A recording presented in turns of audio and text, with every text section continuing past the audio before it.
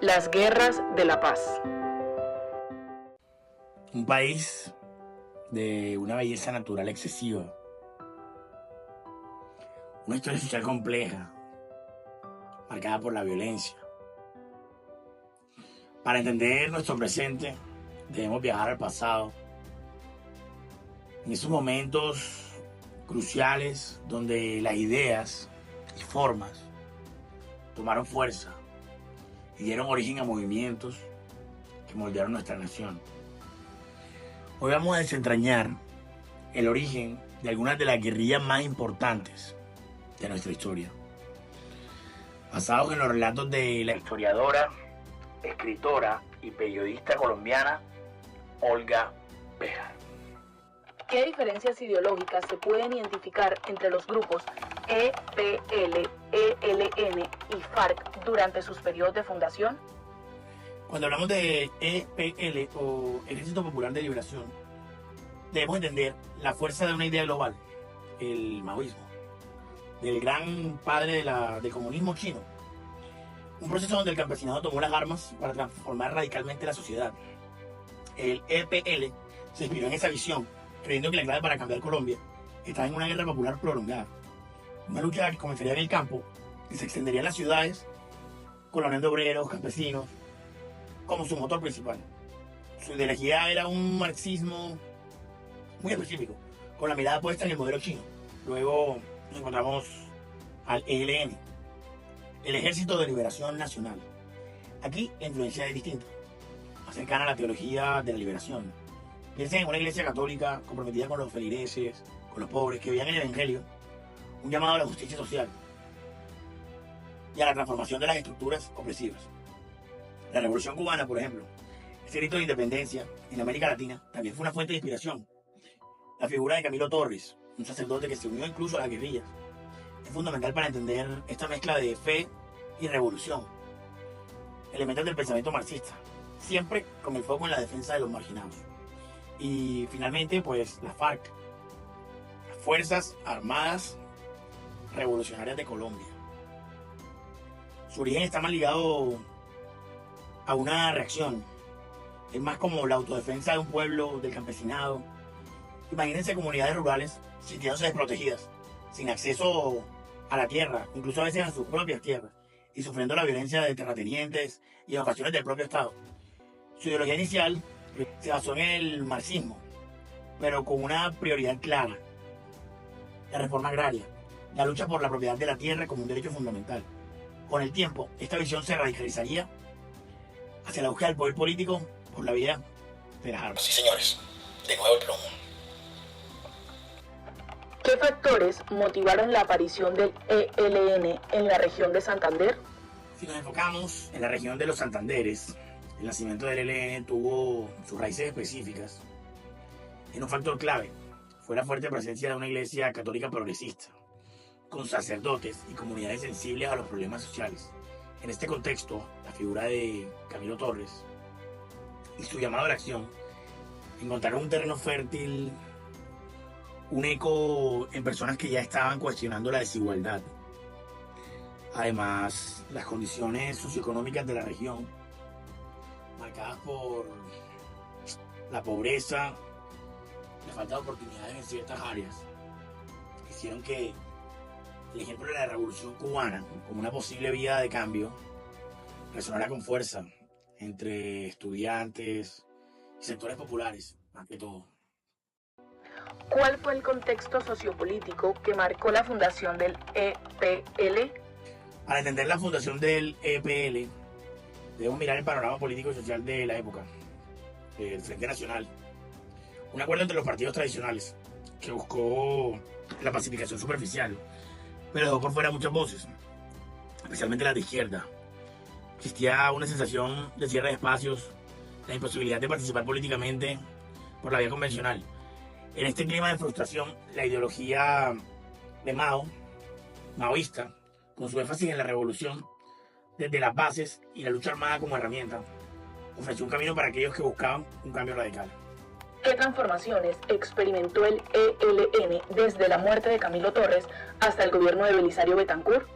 La muerte de Camilo Torres fue un golpe duro para el ELN, pero no significó su final. En una primera fase de consolidación, el grupo buscó reafirmar sus principios y expandir su presencia en el territorio, a menudo siguiendo la idea del foco guerrillero, pequeños grupos buscando despertar la revolución. Luego vino una etapa de expansión donde el ELN creció en número y extendió sus acciones a más regiones del país, diversificando sus tácticas, y finalmente con el gobierno de Belisario Betancur se abrieron las primeras puertas para el diálogo, un intento incipiente de buscar caminos de paz, aunque sin acuerdos concretos en ese momento. ¿Qué ideas se tienen en el presente de la figura de Camilo Torres?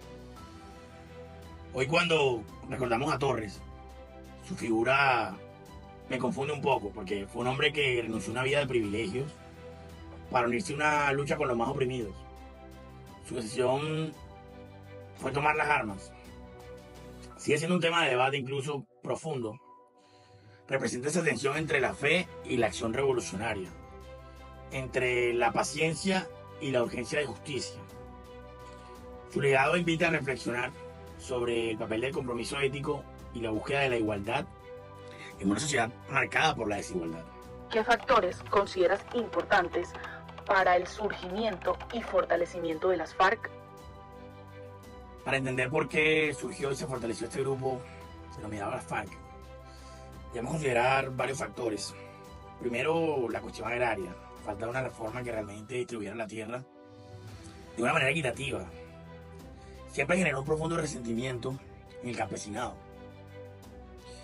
También la violencia ejercida por terratenientes y en ocasiones por el mismo Estado llevaron a los campesinos a organizarse para defenderse, radicalizando una lucha. Y tercero, la ideología marxista-leninista, se puede decir, que les ofreció una explicación de la opresión y un camino para la transformación social a través de la lucha del plomo. Sí, señores, de nuevo el plomo. ¿Qué factores marcaron a la Operación Marquetalia y por qué resulta clave en la historia de Colombia? La Operación Marquetalia fue un momento crucial. Primero, los campesinos la vieron como una agresión injustificada.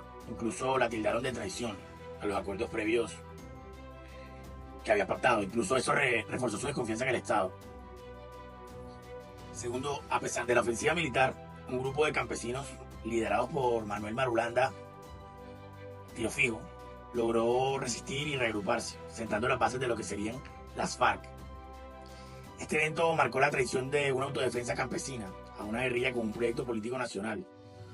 Por todo esto, Marquetalia es clave. Se considera el acto fundacional de la FARC, el inicio de un conflicto que duraría décadas y que incluso del cual Aún vemos sus ecos.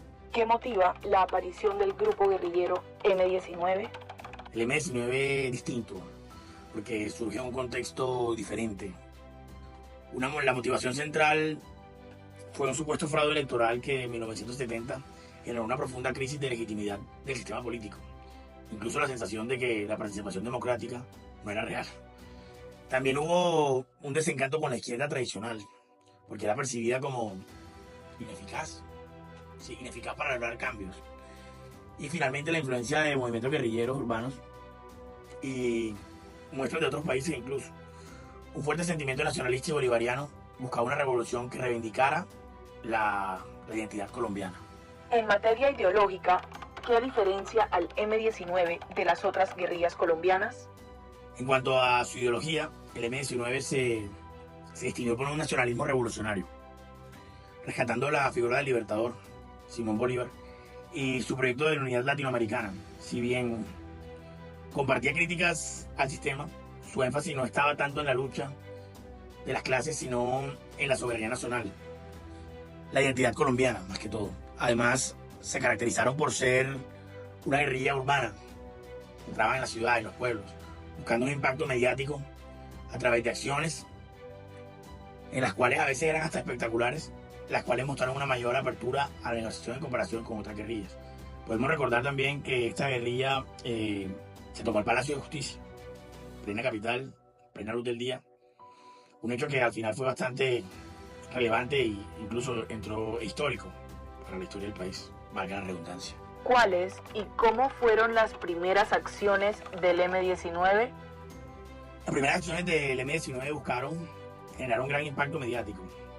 El robo de la espada de Simón Bolívar fue un golpe maestro, reivindicando su ideario nacionalista. También realizaron acciones de propaganda urbana, buscando dar a conocerse. Aquí estamos. Un mensaje a la población de las ciudades.